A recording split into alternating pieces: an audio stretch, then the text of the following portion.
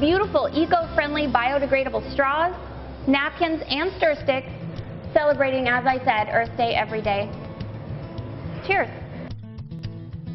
Well, and thanks to Jamie for showing us how to make happy hour a little greener. We, of course, have posted her recipe on our website, greatdaystlouis.com. Matt? Making Mother Earth and ourselves happy. Carol, thank you very much. Everyone wants delicious flavors on their plates all year long, but here's the deal. Sometimes it's just a little tricky combining flavors to get one great taste. So we are talking with world-renowned cook, food enthusiast, and food writer Nigella Lawson, who is live from London this morning. Nigella, thank you for taking the time for us. We appreciate it. Oh, it's so nice to join you. Tell me about Nigella Fresh, the cookbook that is now out there in paperback. What will loyal readers and fans of yours and our viewers alike get out of this book?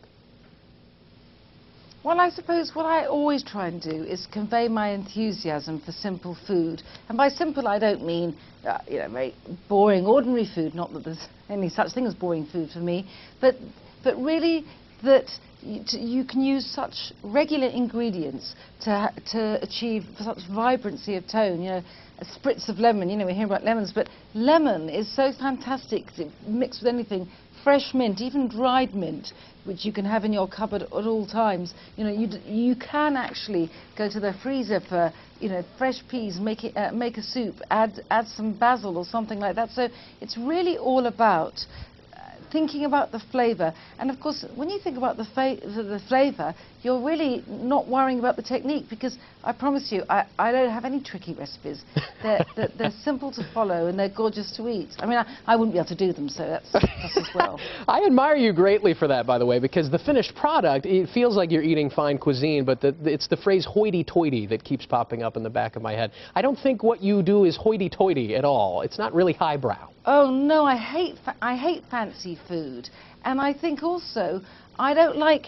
For me, it's not all about presentation, in the sense that food looks beautiful. I mean, in itself it looks beautiful, and sometimes it's just a question of looking at ingredients a different way. Take this lemon, which I'm thinking about, is that I actually use that as an ingredient in a salad sometimes. You can cut away the outside and just chop up a lemon and add it to some chili, some pepper and sort of pepper chili, some lettuce leaves, some shaved Parmesan cheese. You can make a really fantastic salad to go with. You might want to just roast a chicken because that's simpler, but you're going to make a really fantastic salad to go with it. Do you think that this simple approach you have comes in part from the fact that your professional life didn't start in food necessarily? You were a journalist by training, right?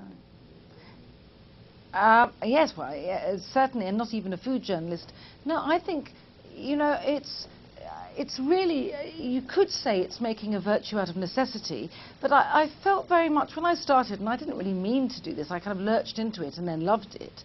I felt that, although I admire great chefs, I feel that we don't cook like them at home, and actually they don't cook like that at home either.